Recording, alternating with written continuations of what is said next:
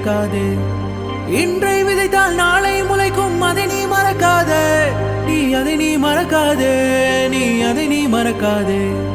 நேற்று நடந்த காயத்தை